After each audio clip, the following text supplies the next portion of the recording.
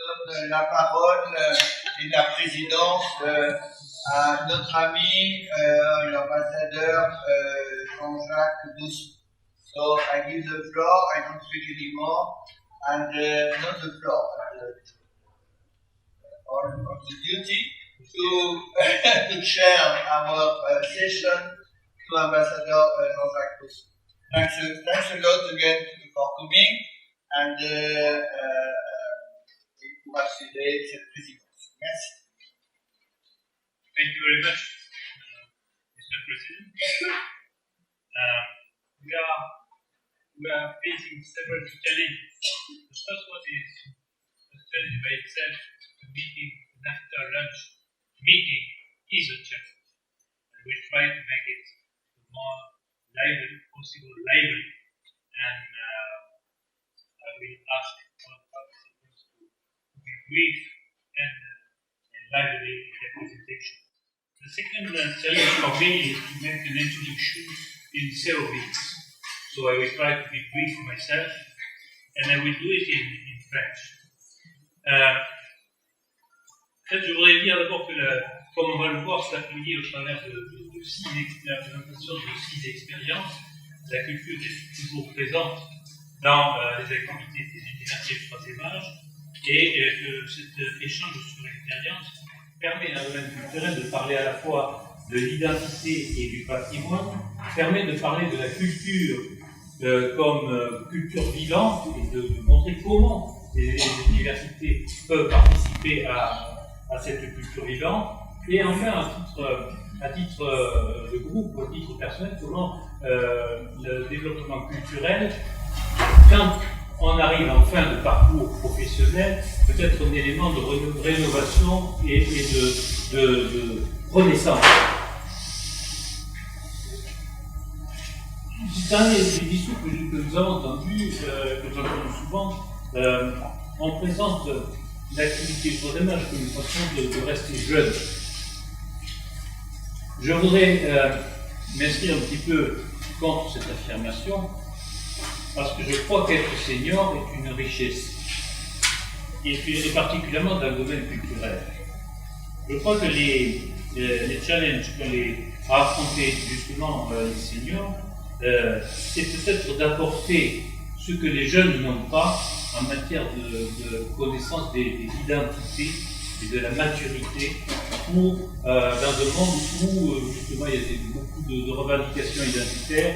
Je pense que la culture permet certainement de mettre tout cela en perspective.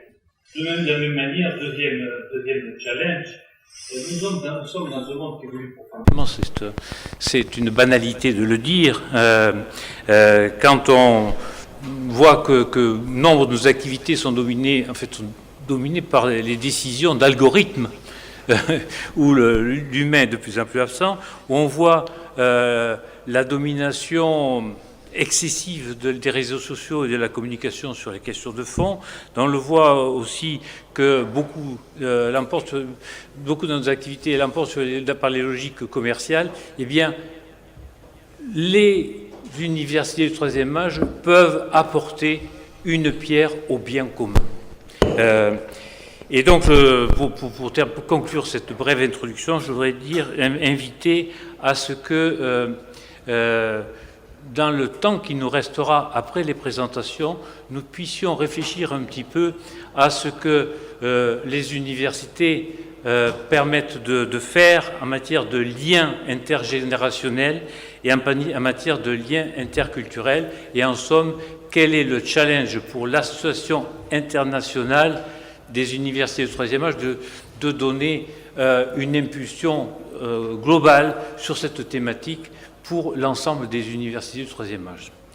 Donc je passe la parole, sans plus de transition, à Monique Harvey, qui est directeur de l'université du 3e âge à l'université de Sherbrooke au Canada, qui va parler de culture et éducation, le programme de culture et éducation dans cette université sous l'angle de la diversité et du plaisir. Et je sais par la confidence qui m'a été faite par Monique qu'elle nous réserve une surprise. Voyons. Très bien, merci.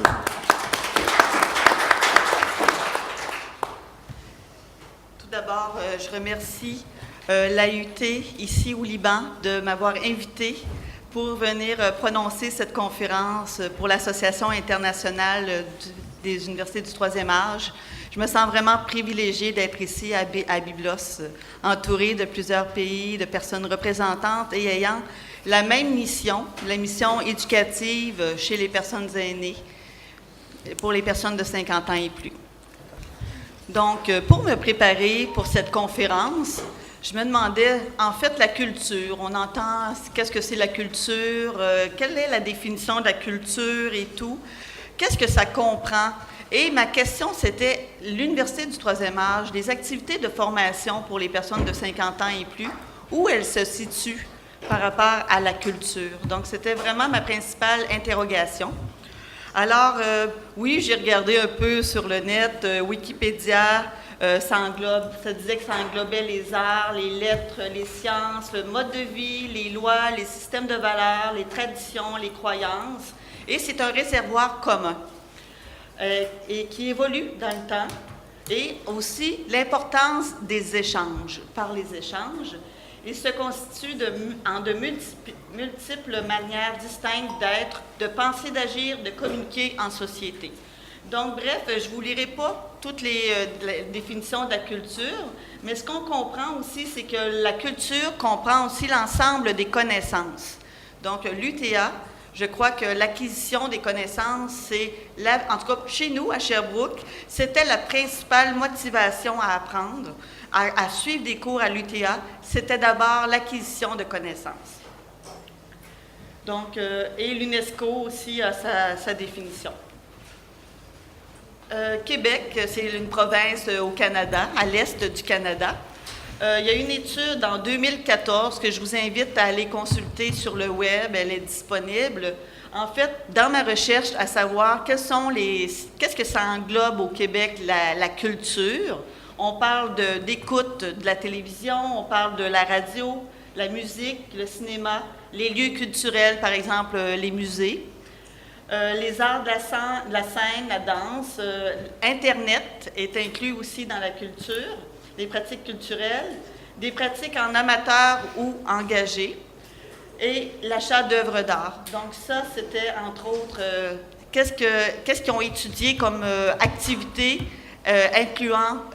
qui incluait pour décrire la culture comme telle. Excusez-moi, je cherche un peu mes mots. Je suis un peu nerveuse.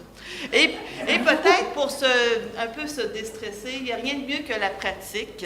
Je vous inviterai à vous lever debout. Oui? Et puis de s'étirer un petit peu pour se réveiller. Et redescendre. Et prendre des bonnes respirations. Et respirer, c'est ça. Et la tête, on fait des demi-cercles. Et on s'étire encore. Plus grand, plus grand, plus grand. Et on fait des petits pas. Une petite prise, là. C'est beau. OK, on revient sérieux. C'est la surprise. Je crois. Il y a peut-être d'autres. OK. Peut-être. Donc, autrement dit, les activités culturelles. Et aussi, je reviens au programme de l'UTA, qui est aussi d'offrir une diversité et aussi le plaisir d'apprendre.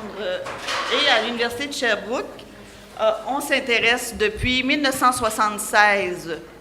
On est présent, on a une UTA depuis 1976, 3 ans après la création de l'UTA à Toulouse par votre père, M. Vellas. Donc, on s'intéresse depuis 1976. Et l'année prochaine, il y aura le colloque 2020 à Sherbrooke. J'ai apporté des petits cartons que je vais distribuer pour vous inviter et vous allez avoir plus d'informations pour les prochaines sessions, la prochaine par courriel, donc pour le prochain colloque.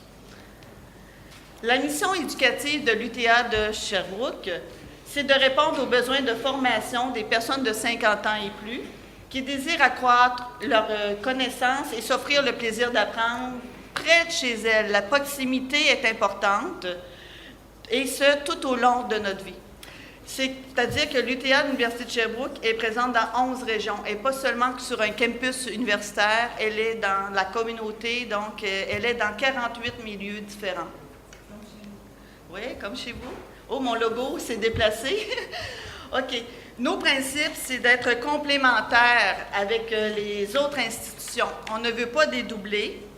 On veut aussi, dans le fond, respecter notre mission éducative parce que c'est facile de déborder de notre mission éducative.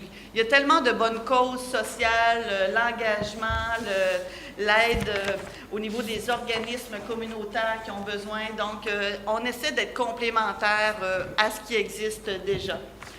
Et aussi, on a un lien très étroit avec l'institution qui est l'Université de Sherbrooke, donc de respecter les balises, les critères d'une université en termes de domaine, en termes de champ. C'est important pour nous. Il y a eu des années où on pouvait offrir des activités, on n'a rien contre ça, là, mais sur l'artisanat, le macramé, le Scrabble. Mais maintenant, on laisse ces activités-là plus à d'autres organisations. C'est pas que c'est pas bon, mais l'UTA se concentre sur sa mission éducative d'abord. Et aussi, quelque chose, il y a un lien étroit, bon, c'est ça, entre la culture et l'éducation. Et je pense on l'oublie des fois dans nos présentations, mais c'est la personne aînée qui est au centre de nos activités. Et nous, on s'est donné des mécanismes pour être encore plus à l'écoute des intérêts des aînés, en impliquant, dans le fond, les objectifs de l'UTA, j'en ai parlé un petit peu. Je pense que mon temps est limité aussi. Oui, il vous reste 8 minutes. 8 minutes? Ah bon, OK. Je vais avoir le temps de faire une autre séance d'exercice. J'espère. OK. Donc, c'est de favoriser l'acquisition des connaissances tout au long de la vie, favoriser les interactions sociales et appuyer les personnes aînées dans leur désir d'accomplissement. C'est vraiment un objectif important. Donc, l'UTA, en bref, à l'Université de Sherbrooke, fondée en 1976, elle est la plus ancienne en Amérique du Nord. Et toujours la devise « Apprendre pour le plaisir » pour les personnes de 50 ans et plus. Aucun préalable, aucun examen. Et nous comptons maintenant 12 000 étudiants qui s'inscrivent à chaque année. On est rendu là. Oui, j'ai pas c'est un gros programme maintenant et ça répond réellement à un besoin qui est complémentaire à ce que les autres organisations offrent. Donc, on est présent dans 12 régions au Québec. Et la couleur spécifique, c'est l'engagement de 600 bénévoles qui nous aident dans l'organisation des activités. Nos bénévoles, ce sont des étudiants qui ont eu une carrière, que ce soit en enseignement, en génie, dans le milieu de l'éducation, peu importe, milieu de la santé, qui ont à la retraite envie de monter des programmes dans leur milieu avec les balises qu'on leur offre et aussi avec des outils qu'on met à leur disposition.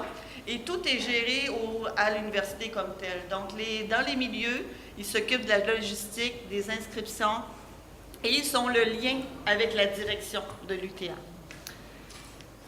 Donc, les formules pédagogiques habituelles, des cours, des ateliers, discussions, conférences, séminaires. Et cette année, on commence à offrir des activités en ligne. On fait quelques projets pilotes, dont un cours sur l'histoire de la musique. Donc, c'est une première.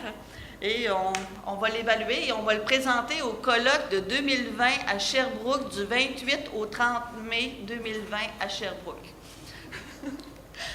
Qualité et standard universitaire, bien, c'est la qualité d'abord des activités qui est importante, le cadre universitaire dans lequel les programmes d'activité sont associés, et l'idée qu'il n'y ait aucun crédit et aucun préalable. Donc, une personne peut avoir une formation de niveau universitaire. D'ailleurs, notre clientèle étudiante est au moins à 2 tiers, à 66% de niveau universitaire. Donc, on n'a pas le choix d'avoir des activités de haut niveau, sinon on se le fait dire assez rapidement. Donc, il y a 2 types d'activités qu'on offre, c'est les activités académiques et les activités à caractère culturel. Académiques, bon, bien, c'est les programmes, dans le fond, habituels, les programmes d'activité qu'on présente à chaque session 2 fois par année, à l'automne et à l'hiver. Et vous voyez les domaines, l'histoire, la politique, les langues, la littérature, la santé, la philosophie, les religions, la psychologie, et ainsi de suite. Oui, comme vous chez vous. C'est bon, on a ça en commun. Culturel, bien, nous, il y a une association étudiante qui est associée, c'est notre partenaire, l'association étudiante. Sans l'association étudiante, on ne serait pas aussi important. Et sans l'organisation, bien, je pense que les associations étudiantes, dans le fond, c'est un partenariat entre les deux. Et les associations étudiantes, elles, se chargent plus d'organiser des voyages, des activités, des activités plus des témoignages, les services, des ressources. Dans le fond, c'est de faire connaître les services aux personnes aînées. Nous, dans nos programmes, c'est plus les domaines qu'on a parlé tout à l'heure, et tandis que l'association étudiante, elle a le plus de liberté pour offrir des activités à ses membres comme telles. Et moi, je ne me mêle pas de ce que les associations étudiantes organisent. C'est leur budget, c'est leur activité. Et voilà. Donc, l'évolution de l'UTA et quelques réflexions. On est à l'ère numérique, à l'ère des technologies. Oui, il faut peut-être penser à des cours à distance, des cours en temps réel et des cours avec asynchrone, c'est-à-dire que les gens peuvent écouter quand ils veulent le cours qui est monté. Le réseautage et les liens sociaux, je crois que l'UTA, c'est un des objectifs initiaux que nous avons, c'était de briser l'isolement et de se refaire aussi un réseau d'amis, souvent après le travail, rendu à la retraite. Donc, l'UTA peut avoir ce rôle-là. Et aussi, la place de l'UTA parmi les autres organisations. Il y a de plus en plus d'offres. C'est quoi notre créneau? C'est quoi notre force? C'est quoi nos... Et il ne faut pas essayer de répéter, comme j'ai dit tout à l'heure, les mêmes choses. Je pense qu'on doit être la tête du train au niveau culturel. L'apprentissage tout au long de la vie versus la finalité professionnelle versus le développement personnel. Les universités s'occupent de la finalité professionnelle. Bien, nous, je pense que c'est le développement de la personne, l'acquisition de connaissances et ainsi de suite. Et à l'Université de Sherbrooke, on a eu le titre « Université amie des aînés ». Oui, à cause de l'UTA, mais aussi parce qu'il y a un centre de recherche sur le vieillissement qui se penche sur l'ensemble des dimensions, que ce soit sociale, psychologique et physique. Je vous invite à aller voir le centre de recherche sur le vieillissement à Sherbrooke. Sur Internet, vous pouvez trouver cette... Je pourrais vous transmettre... Oui, ça va bien.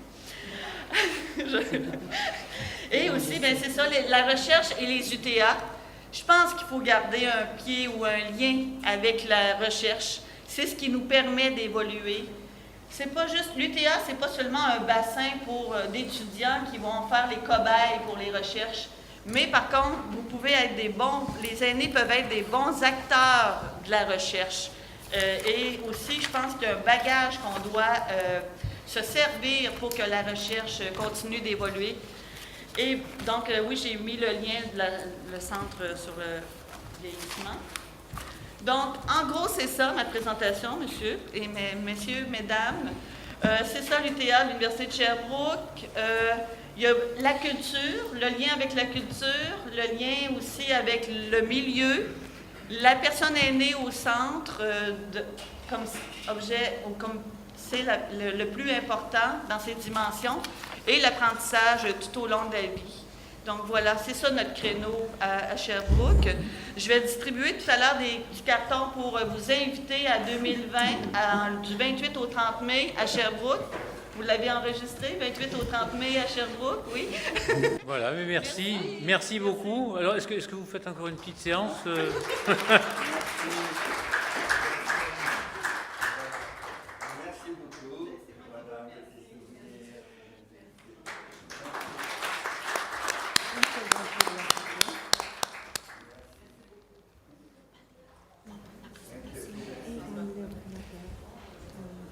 Merci beaucoup, Madame Harvey, de cette excellente et stimulante présentation.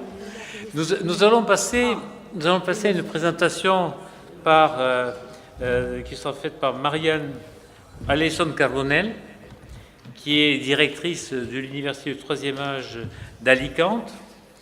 Et elle va nous parler du patrimoine au sein de comme activité culturelle au sein de l'Université du troisième âge d'Alicante. Thank you very much. Thanks a lot. I have my presentation on the computer there, so I'm going to ask them to show it. And while we're waiting for that, I would like to thank everybody, especially Monsieur Belaz, Monsieur Ihain, for the invitation and the opportunity of talking to you today. My presentation is about a project we have on heritage, in which we involve our senior students. Obviously, all of our institutions are basically focused on teaching and learning. But as my colleague Michel has said, this learning should be meaningful. I mean, we should, there it is. We should teach our seniors to do things. It doesn't matter if they are non-professionals in the sense that they have stopped their professional life. It doesn't mean that they cannot do things and take actions that are important for society. And this is a way of showing how we manage in the University of Alicante of doing all that. We worked on the idea of heritage because the year 2018 was the European Year of Heritage, and we think that, as my colleagues said and are going to discuss today, that culture is a very important thing for the universities of the third age. The objective of the project is that we're going to promote the knowledge of the local and European heritage among our seniors. We're going to encourage the values inherent to that heritage, and obviously that will go with the development of a more cohesive society in which seniors have a voice to take. What happens normally is that seniors are taken out of the centers of decision, and as regards heritage is the same. But if we go to a definition of heritage, and there you have one, heritage is seen or understood as the set of material, immaterial, cultural, natural, public, or private assets which are part of the heirloom, and this is an important word, heirloom, of a specific society, and which must be transmitted from one generation to the following. If we're talking about intergenerational, I think seniors have a word to say there. They should be taken into account. In this project, we're working with other partners from other universities of the third age, from Reykjavik and Hans Christiansen, maybe you know him, Poland, and also Croatia. And all these three partners are also helped with by the aid of a group of experts in tourism and heritage who are given information and research and really the foundations, the real good foundations of the project. Because the idea is to train our seniors in high-stakes competencies, right?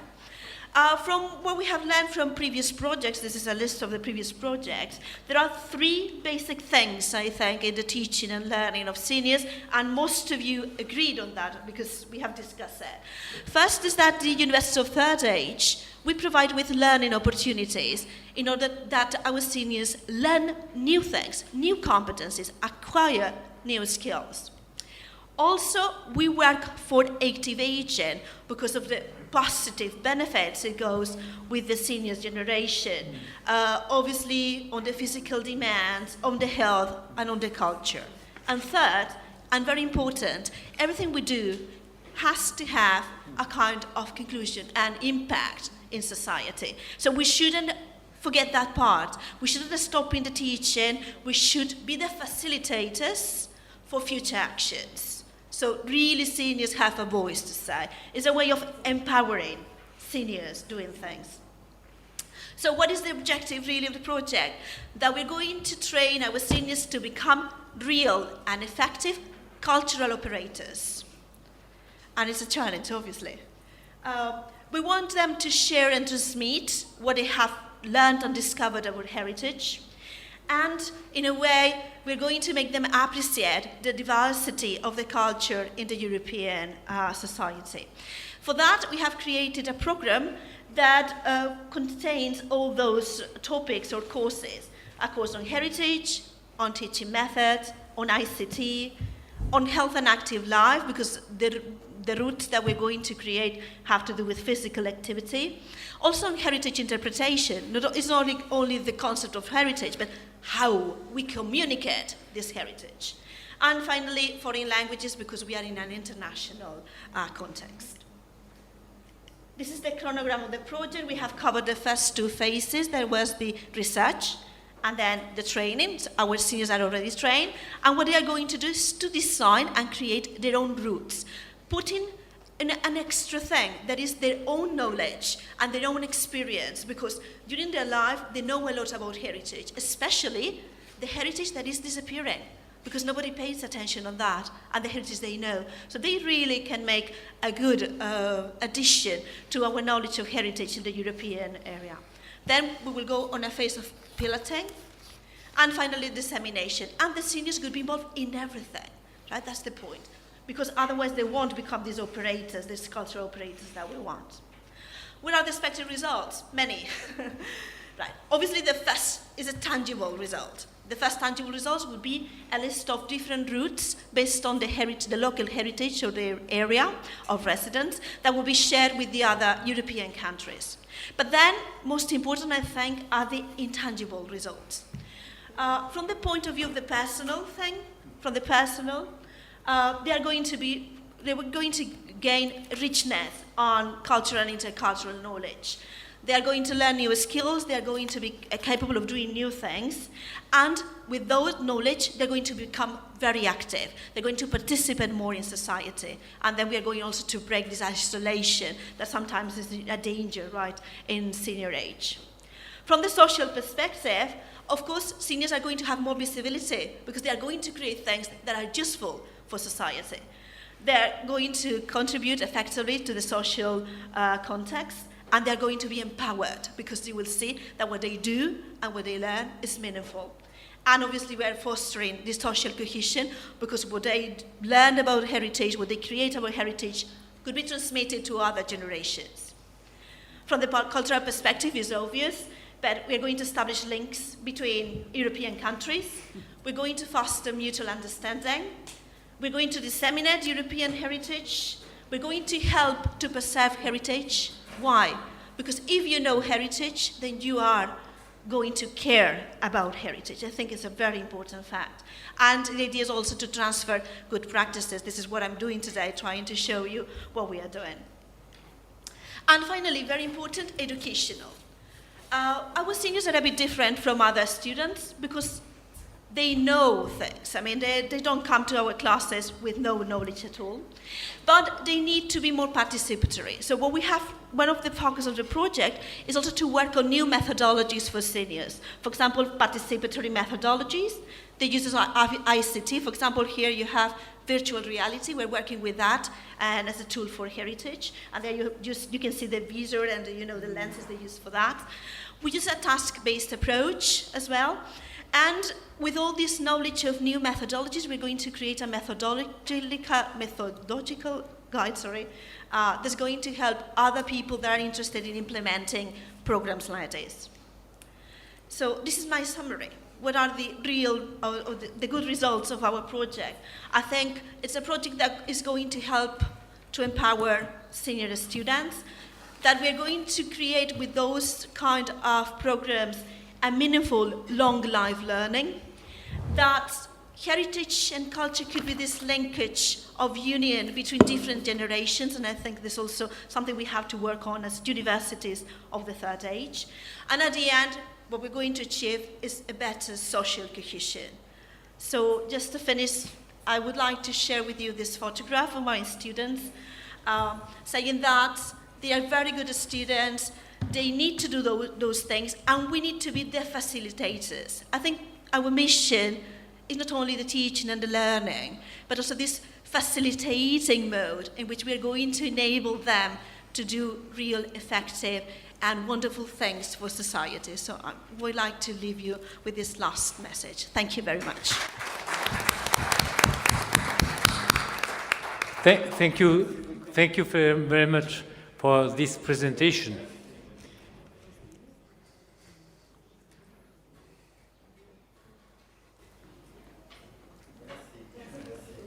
Thank you very much to do it in time. And thank you very much for the topic you chose. The role of other people in the transmission of European heritage. It's a very good topic, and you were able to stick to it. Thank you so much. I think we will be able to comment on some other details in the discussion. Thank you. Now we'll hear the presentation made by my neighbor, Ma Xianghu. We will present the culture in the activity of the Chinese universities of the third age. You have the floor. 尊敬的维纳斯主席，各位代表、各位来宾，受上中国老年大学协会的委托，我来做一个发言，题目是关于文化遗产和中国老年大学。我来自上海老年大学。Respected President Villas, distinguished guests, good afternoon. It's a great honor and pleasure to be here to give a speech on cultural heritage and China's universities for the elderly on behalf of CAUA. I'm from Shanghai University for the Elderly.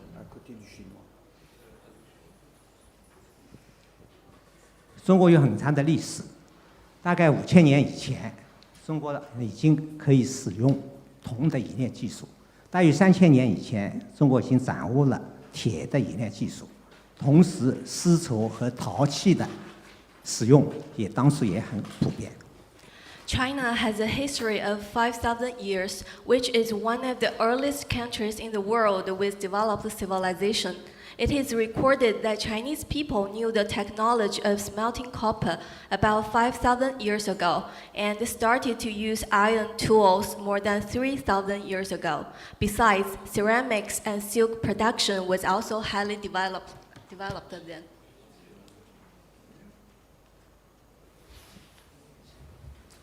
大概在公元220年前，秦始皇嬴政统一了中国，建立了中国历史上第一个封建的多民族的专制的封建王国秦。In 221 BC, Yingzheng built Qin, the first unified, centralized, and multi-ethnic feudal state. 这张图片是在秦始皇陵墓旁边发现的秦始皇兵马俑，号称世界第8奇迹。This is the world-known terracotta warriors excavated from very near of Qin Shi Huang's tomb.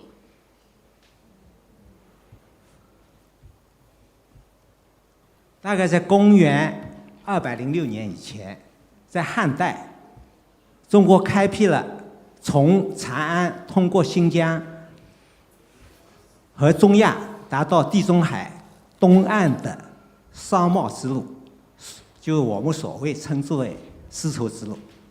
While Han Dynasty, which began in 206 BC, opened the road from Chang'an, now Xi'an, Shanxi, through Xinjiang and Central Asia to the depths of Eastern Mediterranean Road, which is known as the Silk Road. 下面这图是示意图，整个是这没有标识啊，这整个从长安一直到地中海的东岸。The picture shows the sketch map of the Asian Silk Road.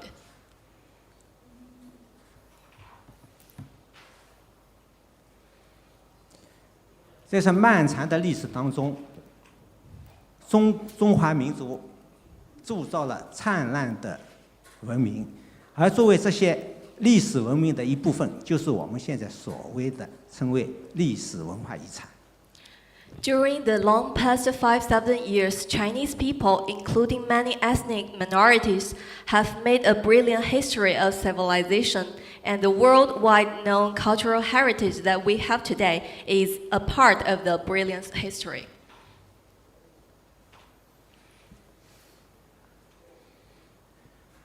中国是世界文化遗产拥有的最多的国家之一，即使是今年的7月份，中国已经得到了55个世界自然和文化遗产列入世界遗产名录当中，和意大利同属世界第一，并列世界第一。China is one of the countries with the richest cultural heritage in the world. By July 2019, there have been 55 world cultural and natural heritage items collected on the World Heritage List, ranking first in the world, together with Italy. 另外还有41个项目被联合国教科文组织列入世界非文化物质遗产。And the 41 items on the UNESCO Intangible Cultural Heritage List, making China the country that has the largest number of intangible cultural heritage items in the world.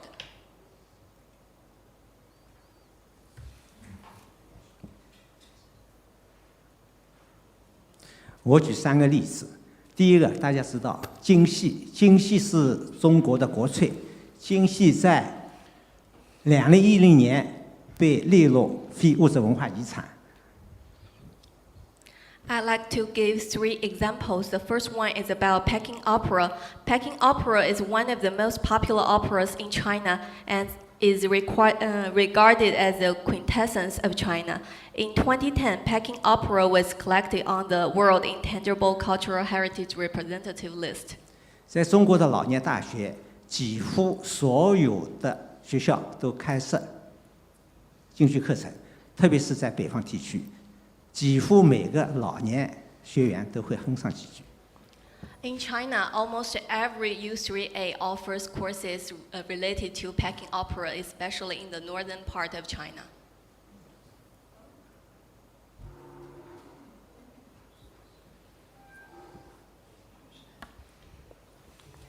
第二是古筝，古筝是中国传统的弹拨乐器，它开始于公元前5世纪，在战国时代大概有2500年的历史。在2008年，古筝被列入世界非物质文化遗产。在中国，几乎每个老年大学都开设古筝课程。The second one is guzheng, the Chinese zither. Guzheng is Han people's traditional plucked musical instrument, which dates back to Warring States times, starting from the 5th century BC, and it has a history of more than 2,500 years. In 2008, guzheng art was collected on the Human Intangible Cultural Heritage Representative List. In China, almost every university for the elderly offers guzheng courses.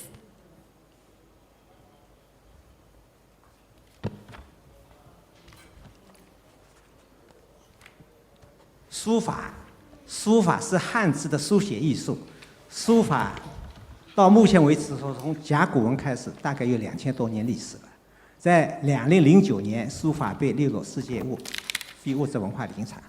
在中国的老年大学，几乎所有的都开设书法课程。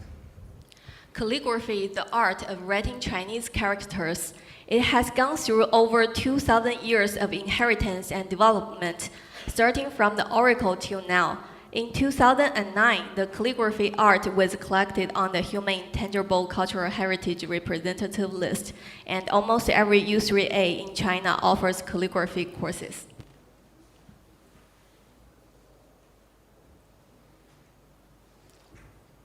这是中国的老年学员在学习古筝。This is a picture in which the senior students are learning to play guzheng. 是中国的老年大学学员在学唱京剧。The senior students are learning to perform Peking Opera. 是老年学员在学习书法。The senior students are practicing calligraphy.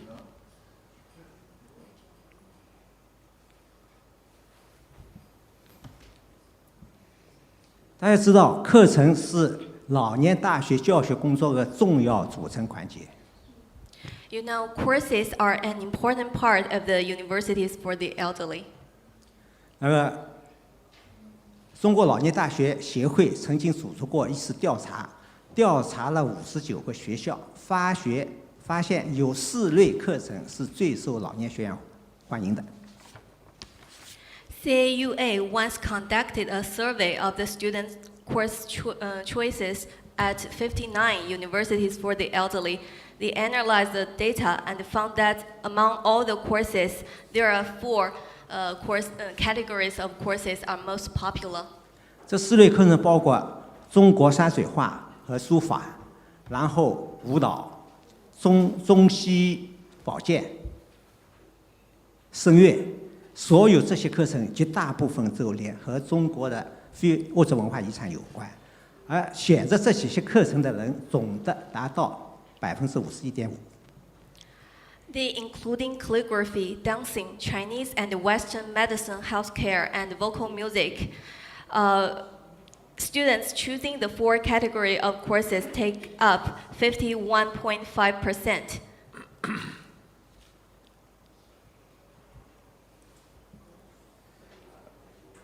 上海老年大学在2019年做过一次调查，在整个所开设的184门课程当中，有1/3和中国的非物质文化遗产有关。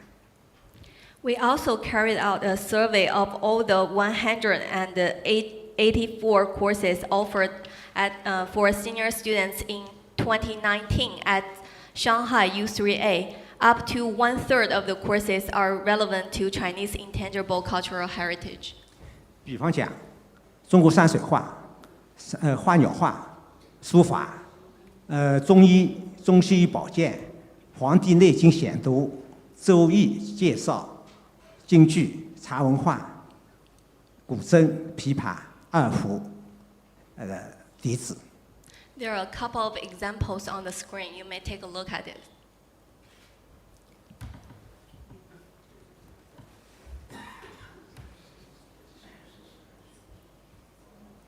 那么，为什么这老年学员对这些课程特别感兴趣？主要有几个原因。第一个，他们包括很丰富的文化内涵，能够反映历史的文化遗产。第二，它可以反映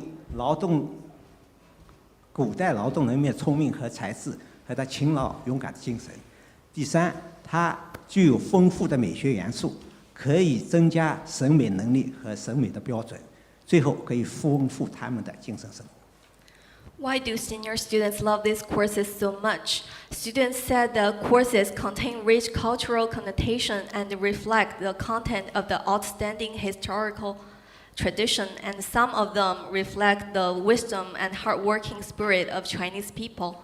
Moreover, most of the cultural heritage bears rich aesthetic elements. It could arouse people's aesthetic temperament and interest, improve the senior students' ability of aesthetic appreciation and evaluation, thus enriching their spiritual life. 这文化遗产本质上面属于全世界，属于全人类。文化遗产是人类发展的足迹，也是人类文明的结晶，它反映了整个世界的历史和文化。Cultural heritage essentially belongs to the world, belongs to all mankind. Cultural heritage is the footprint of human beings' historical development and crystallization of human civilization, reflecting the world's history and culture. 这社会发展是多样性的，理解各个国家、各个民族它的文化的传统，相互尊重，相互学习他们的优秀的文化成果，这能够促进世界的发展和进步。World cultural heritage shows us the diversity of human society development, from which we get to know that understanding and respecting various cultures and traditions of different areas and nations all over the world, and learning from each other can promote the world's common development and progress. 非物质文化遗产也是世界老年大学的共同的财富。Human beings' cultural heritage is also the common resources of the international universities for the elderly.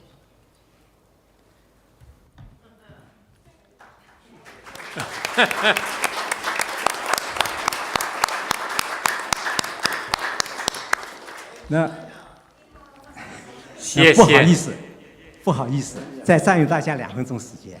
We'd like to spare 2 more minutes to introduce an important activity held lately. 10月8号是中国传统的敬老节。 October the 8th is the 9th day of the 9th month in Chinese lunar calendar. It's also called Double Ninth Day. It's a traditional Chinese festival, especially for the senior citizens. 上海老年大学和他所属的21所分校举办了一次传统文化的时装表演。 We hold a grand activity that is a model show together with another 21 branches of the U3A. 一共有21所大学参加了这次表演。 There are altogether 21 of the branches participating in this activity. 这是上海的标志性建筑东方明珠电视塔。 This is the Shanghai landmark, the Oriental Pearl Tower. And our activity is just held at the foot of this building. 这是上海交通大学、上海老年大学分校、上海交通大学的时装表演队。 This performance is by the senior students from Shanghai Jiao Tong University U3A. 这是上海同济大学的时装表演队。 This is from Tongji U3A.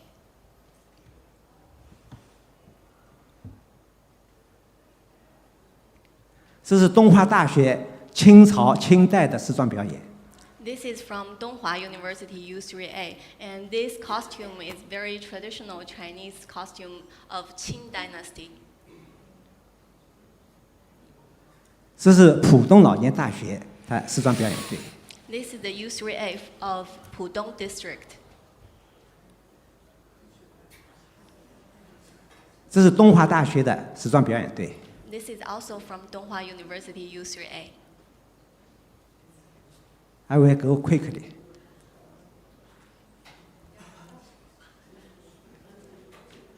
这是很典型的青瓷时装表演队。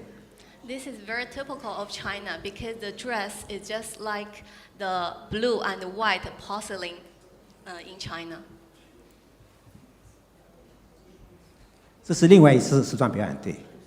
It's another model team, 这是上海京剧表演。 and this is the Peking Opera.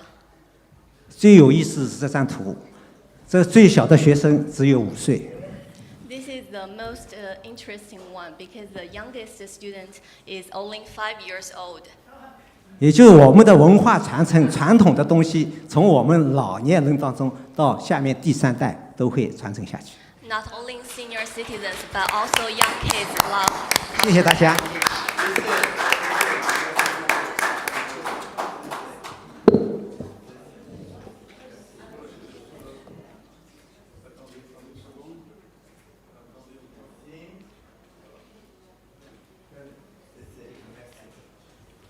And we prepare some leaflets. If you have interest in our presentation, you may have one after the conference. Thank you.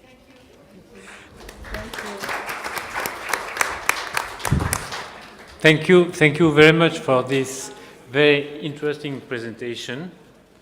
And thank you to which underline the importance of culture, the presentation of the cultural heritage to build up and develop the identity. And it was also notable that you presented it as a participation to the world culture, and it is very interesting. I think it could be a topic we discuss afterwards about the collaboration between U3As. Thank you very much. Now the floor is to Badia Ires. Merci.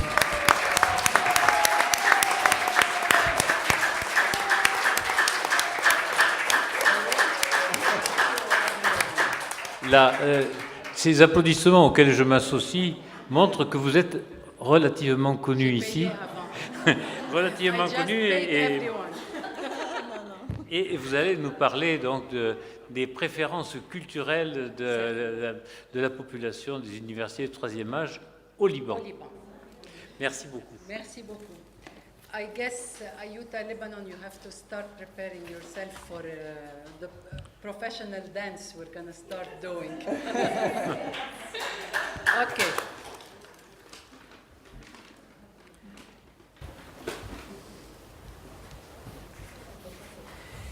Welcome again to AUT. We're going to discuss cultures. This is the symposium on cultures and universities for the third age. Okay, let's go.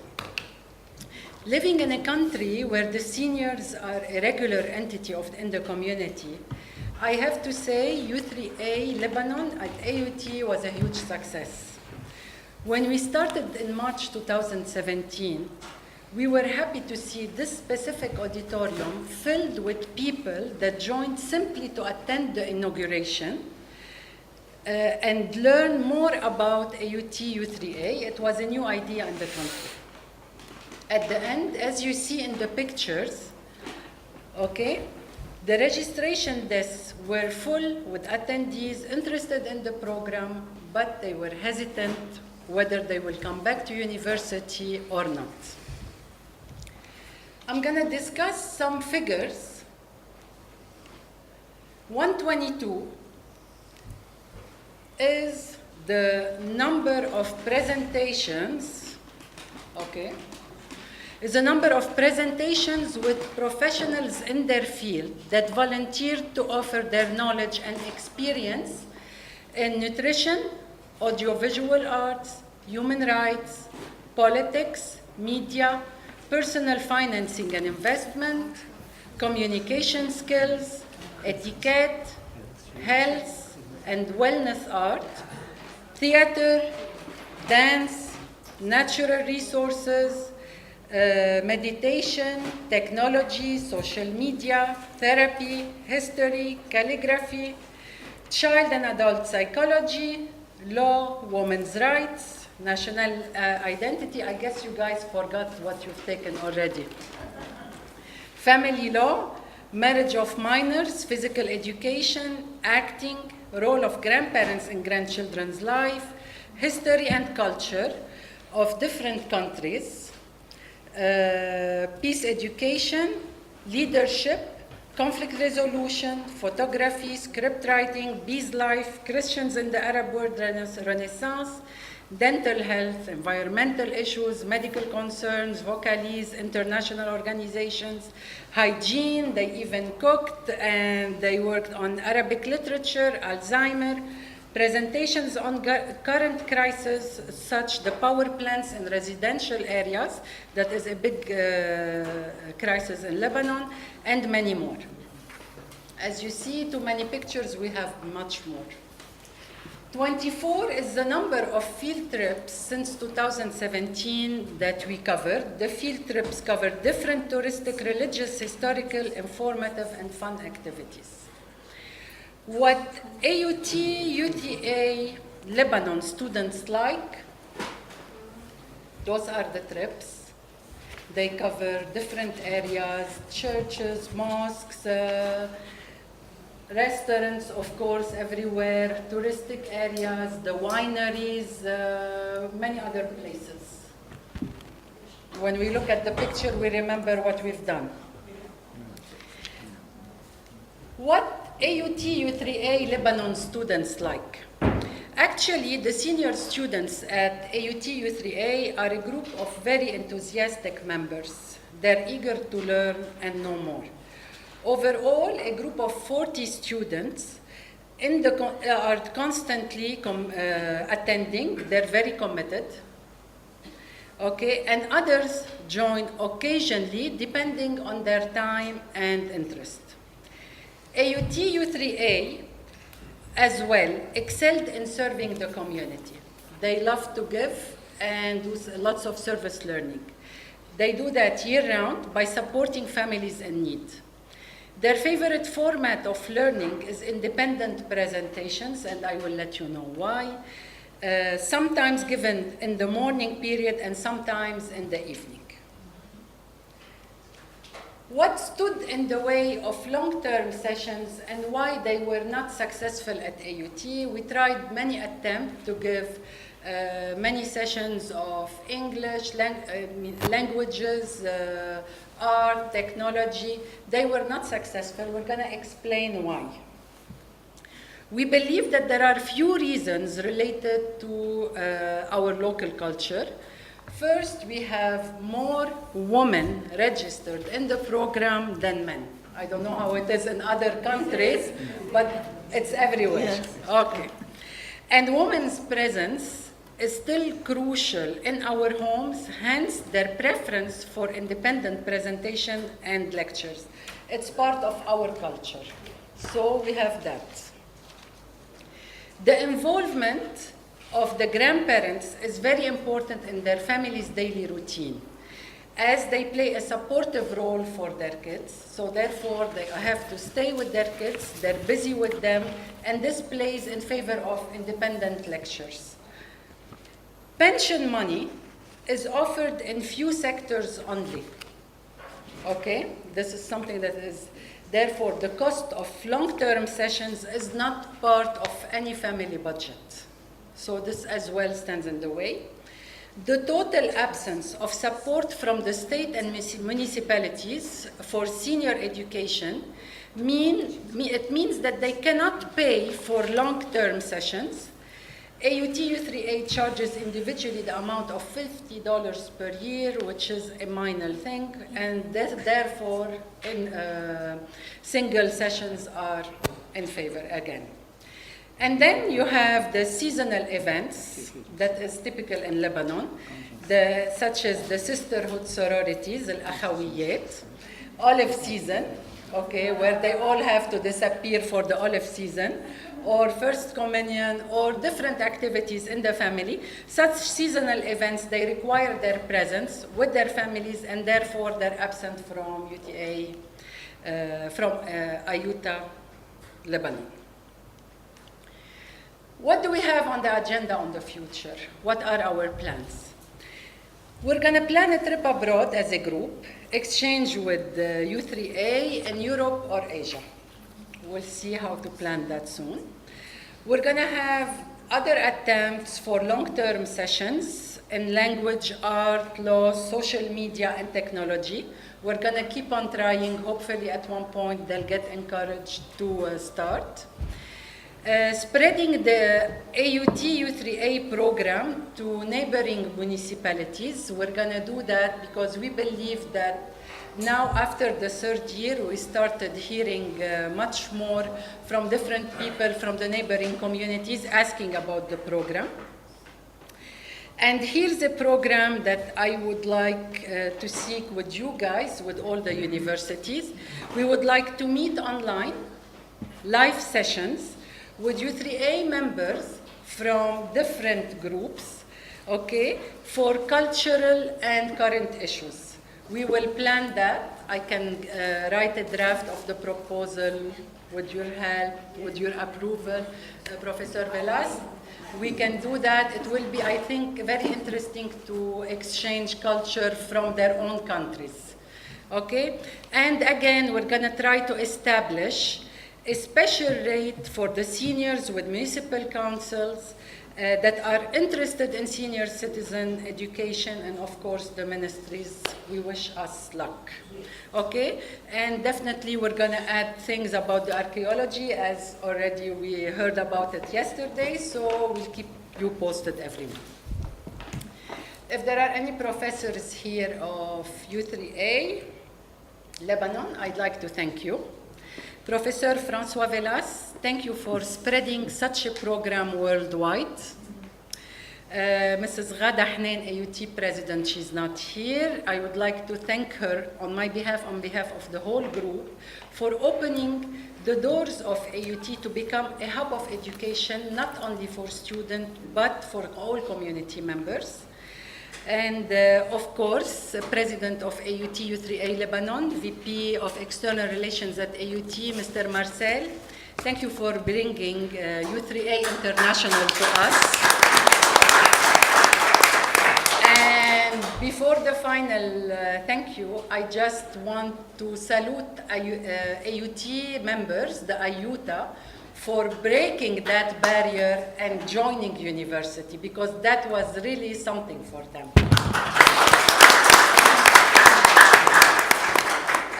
On behalf of all of us, thank you for listening.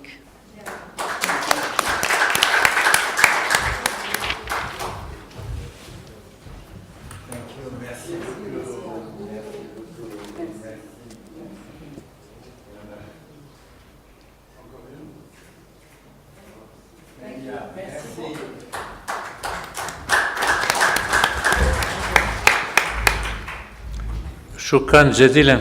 Merci. Merci beaucoup, Badia Iresh, pour cette très intéressante présentation qui a montré notamment la richesse de la diversité culturelle libanaise et la richesse de la demande culturelle libanaise. Merci aussi de parler des perspectives dans un pays qui a été, reste un berceau des civilisations et qui est un pays, un modèle de multiculturalisme généralement créatif. Je crois que c'était important d'entendre ces mots et d'en faire un élément de notre forum. Merci beaucoup. Now the floor is to Janka Hradecka, who is economist and who is in charge of the University of Third Age in Slovakia. Janka will present how the activity of the University of the Third Age from the point of view of those who receive the activity. And I think it's very, very important and interesting to have this presentation. We are listening to you, Janka. Thank you. Yes, to be a teacher, U3A is very nice, but it's very difficult too. Thank you. Dear Professor François Vela, dear Mr. Marcelina, thank you for the opportunity to be here. Not only for me, for my country, for my Slovakia, and thank you for professional organization. It is organization not only professional, but with big heart. Thank you, and your team, thank you.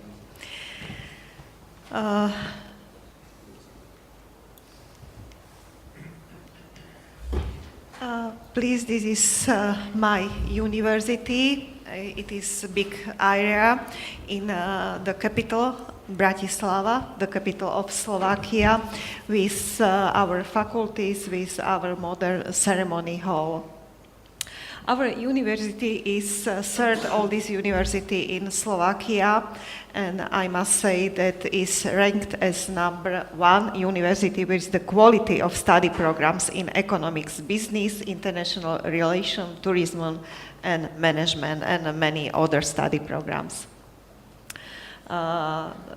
Motto is our University of Third Age is it's never too late to start something new. We have 15 study programs, and these study programs is very interesting for our seniors, and very popular are spa and wellness and international tourism and client. Very popular are movie study programs, Zumba Gold, yoga, and Nordic walking. I am instructor of Zumba Gold. Yes. Yes, Zumba is very, very good, very, very funny, and very good for health, for elderly. We have other regular activities every year, and from these activities, very popular summer teaching and a relaxing senior stay in a university resort with thermal pool. We are young, U3A, but we have large future and a strong potential for seniors. What is new in our U3A? We have this month we have new club of seniors, U3As. It is club for seniors and with seniors, and seniors prepare for seniors some interesting meetings, for example, sports activities, theater, tourism, not only in Slovakia, but abroad Slovakia too. Teaching at the university of the third age is quite different from the full-time form of university study. I know about it because I teach normal students and senior students too. U3A is interested in education, and for the quality of U3A, it is important to have a positive assessment of students, their interest in learning and gaining new knowledge. For the satisfaction of our students, it is important not only to have an interesting offer of study programs, but also the personality of the lecturer. The information I present is the same for the whole Slovakia, but in Czech Republic, the situation is the same because we are before Czechoslovakia. We have generation of older students age 50, 60, 70 and 80 years old at our U3A. It is their experiences that are often a sources of learning. Our U3A students are experienced, educated people, including doctors, lawyers, teachers, researchers and experts in various fields. They are personalities with internal motivation, some of them run away from solitude, the stereotype of life. They want to be accepted, they want to acquire new knowledge, and we have also those who still want to be actively involved in work. There are three categories of U3A students. Students looking for a company, students searching for new knowledge, and students looking for a job even at an older age. I say that thanks to the policy of the Slovak Republic, which keeps raising the retirement age, I will be always young.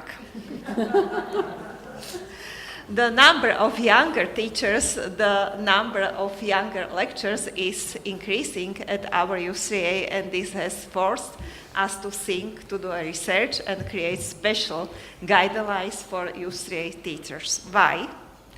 But we want quality U3A, we want our students to be satisfied. What a good U3A teacher has to think about. Seniors like to discuss. Older people have problems with hearing loss. Much information needs to be repeated. Engaging in discussion is important not only for the student, but also for the teacher. Good articulation, work with voice, volume, speech rate, non-verbal communication of the teacher, illustration, the pace of teaching. For us, feedback is important for U3A students, but U3A students expect the same feedback. For a teacher, feedback from a student shows him how to work, how to adapt the pace of teaching, not just the student's knowledge. Teaching at U3A is a dialogue of two partners, teacher and students. Almost all of our teachers say that dialogue is not only a benefit for the students, but also for teacher, for them. It gives them energy. We can say that students often act as teacher as well. In our research, we wondered what students appreciate about a teacher, how they perceive the personality of the teacher. For students, it is important. Patience and willingness to give lectures to seniors, collegiality and equivalence in the debate, heartiness, attention and kindness, passion and responsibility, the sincerity and joy of knowledge transfer, the will to teach seniors, equivalence in the debate. It is very important for our seniors. From the point of view of teachers' professional knowledge, abilities, and skills, students most appreciate high expertise, soundness, and professionalism, accessible and comprehensible lectures techniques, appropriate the personality of seniors, punctuality and precision, concise interpretation, a clearly designed, well-prepared lecture, curriculum appropriate to the circumstance and abilities of the third age listeners, knowledge and its application to life experience, use of demonstration and didactic techniques. It is very important. An educationist of ideals is not only a teacher transmitting knowledge and information, but is a personality for students to confer their opinions, experience, and to discuss the current issues of the curriculum. He is a partner and friend, all teacher, our U3A. We conducted a survey with 333 U3A students, and some wrote, "Satisfied senior is grateful senior. We have a lot of experience and we want to pass it on. We like to discuss. Sometimes we need more time to complete tasks. We like a slow pace of speech. We are glad when the teacher repeats the information. We would like more homework." It is interesting information. Sometimes we don't hear and see small letters. We miss the pronunciations of English words in a teacher presentation. The teacher talked to others and not to me. There should be smaller groups of students. We like accuracy and we appreciate when the teacher is in the class a few minutes earlier. For seniors, it is a very, very important situation. The culture of U3A is a symbiosis of three interconnected facts: vision of people and society, shared identity, collective experience. The culture of education is based on the human perception of homo dialogalis, the vision of communicative life and the world. U3A teachers' competence is development through praxis. Nowadays, it is not enough to be just an expert in some scientific discipline. Nowadays, there are also other demands on U3A teachers. The role of U3As in Slovakia is to work with the U3A's teacher and prepare them for teaching for older students. Conclusion: U3A teacher policy: use good learning strategies, give room for feedback, promote positive self-esteem, to create an atmosphere of cooperation and friendship, not competition, to know the experience of the participants and to use in the discussion, focus the teaching on problem-solving tasks, emphasize the importance of what is being taught, to know ways of acquiring knowledge, learning styles, and to lead students to find their own style, enable learners to become actors in education, respect eyesight, hearing, climate, learning curve, to know the participants and adapt the teaching to their needs and problems. We recognize that the age of the teacher also affects the teacher-student relationship. We realized it is important for young, beginning teachers at U3A to enter the classroom ready for seniors. We have a difficult task ahead. We need to convince teachers who are well educated that educating seniors is beautiful but also difficult. They must be prepared for the role of the U3A teacher. We have an individual dialogue with each new teacher. It is Slovak seniors about our teacher, but I think that the situation is the same of the whole world. Thank you.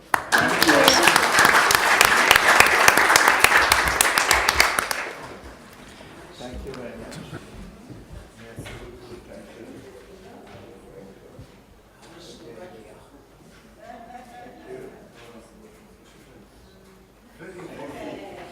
Thank you, Yanka, for this presentation. It was important also to speak about the relationship, which is very important in the University of Third Age between students and professors, even if it is a different situation from other teaching situations.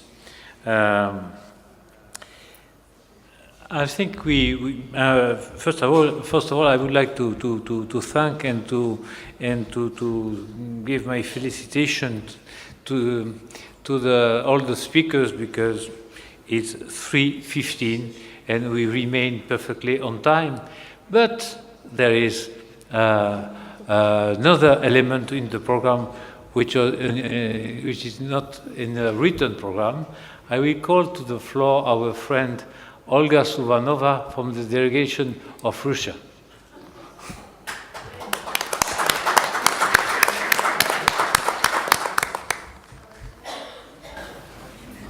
No, you can.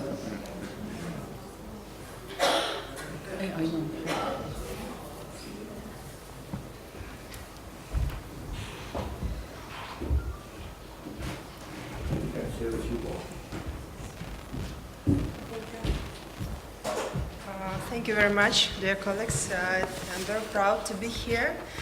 I'm alone, but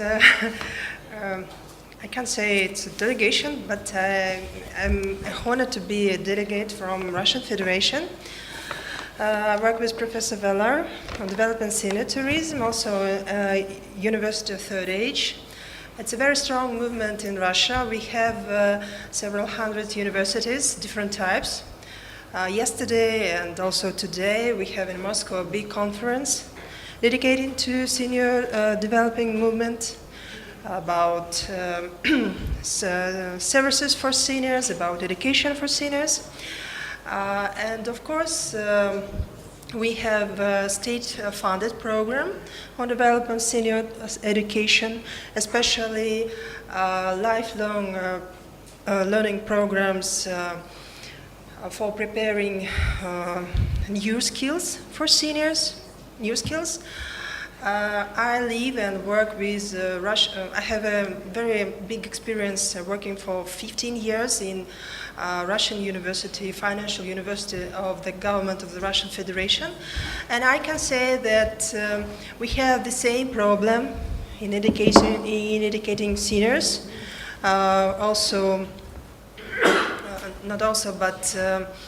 I think it's common problem. We have more women than men. We have interesting projects in developing senior education. And as for me, I think I'm very enthusiastic in developing senior tourism, because I think senior tourism is more important in improving senior life, because we should think about senior clubs, we should think about involving in socialization process for seniors, and I will be very happy to work with you, and I hope that my experience may be interesting for you. Thank you. Thank you very much for these words, and I'm sure that everybody will be very interested.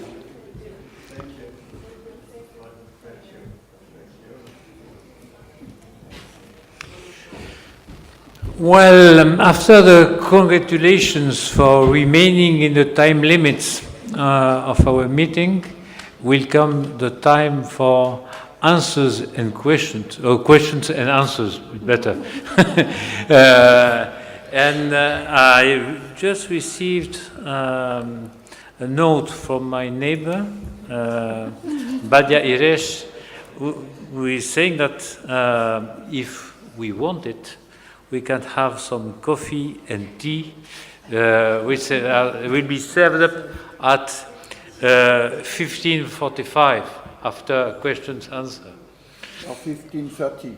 Better to serve at 15:30. No, but I would be happy if we can have questions answer, and it's an opportunity to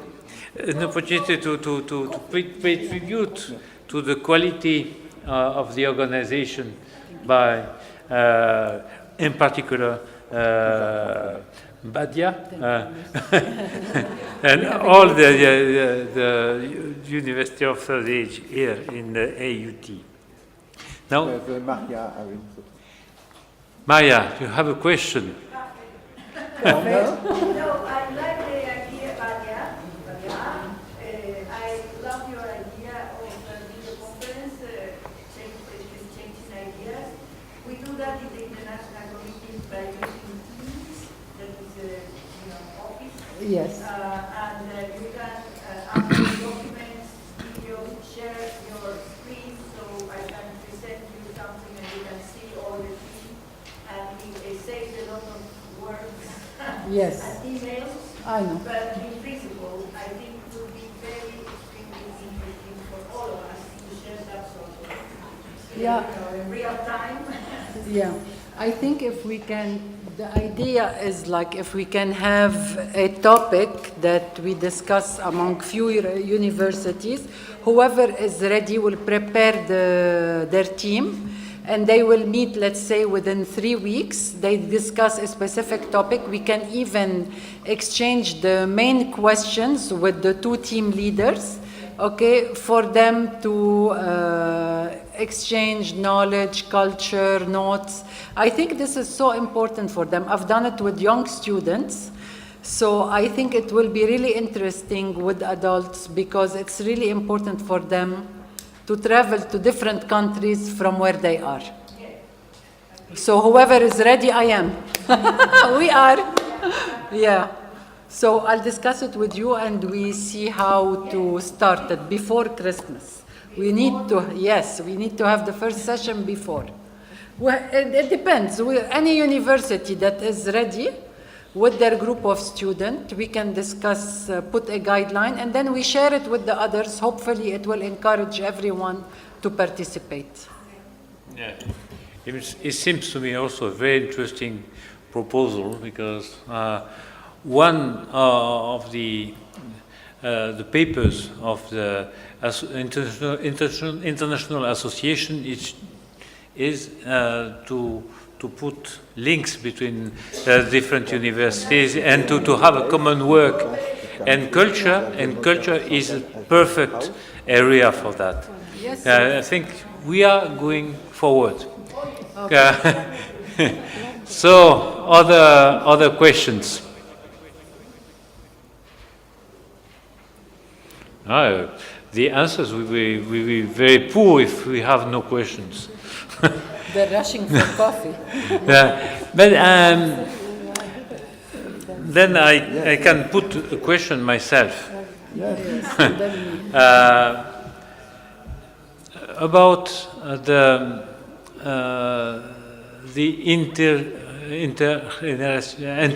les liens intergénérationnels entre les universités du troisième âge et le reste de la société.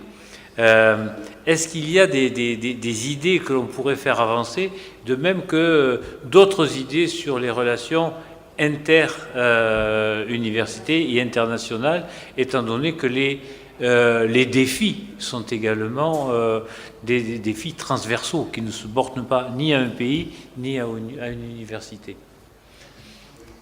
Alors je jette ces questions. Ok, à moi. Oui.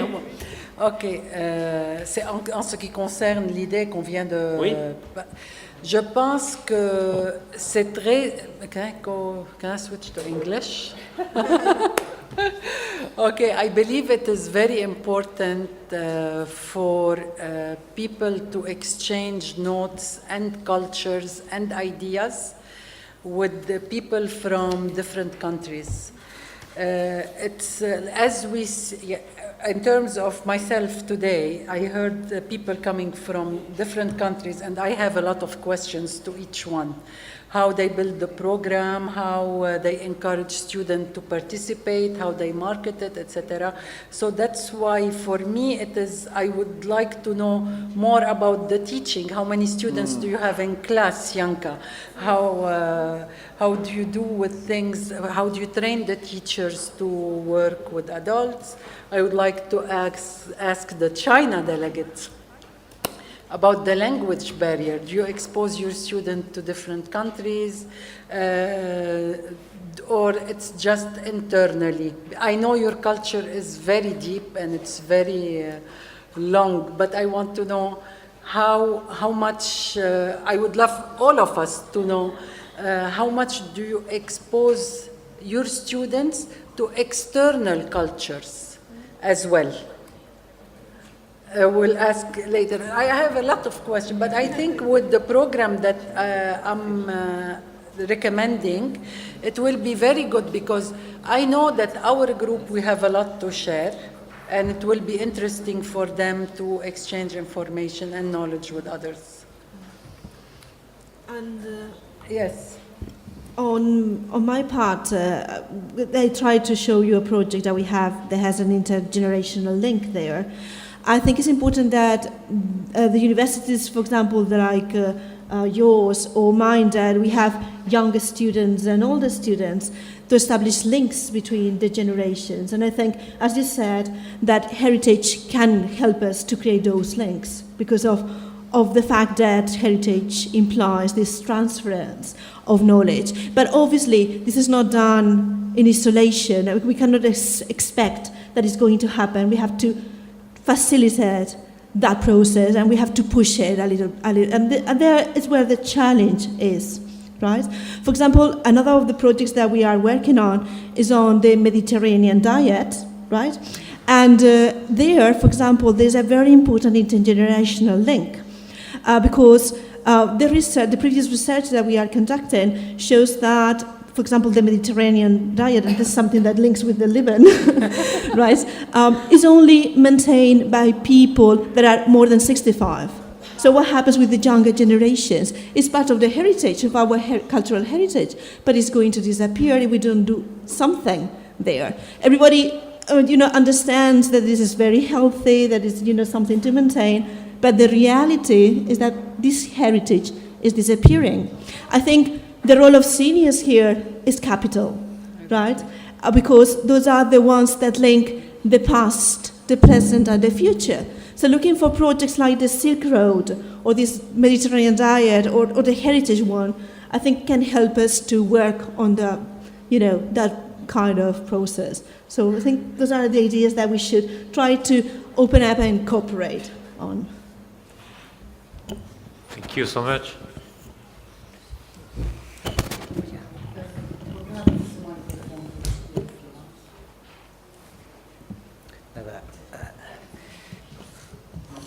中国老年群体非常庞大，大概到2020年，大概全国有2.5亿老年人。 We have a large population of senior citizens in China. Up to 2020, the year of 2020, there are about 2,500 million senior citizens. 目前全国大概有6万多所老年大学。 There are about 60,000 universities for the senior citizens now in China. 但是在老年大学学习的人大概只有800多万，很少。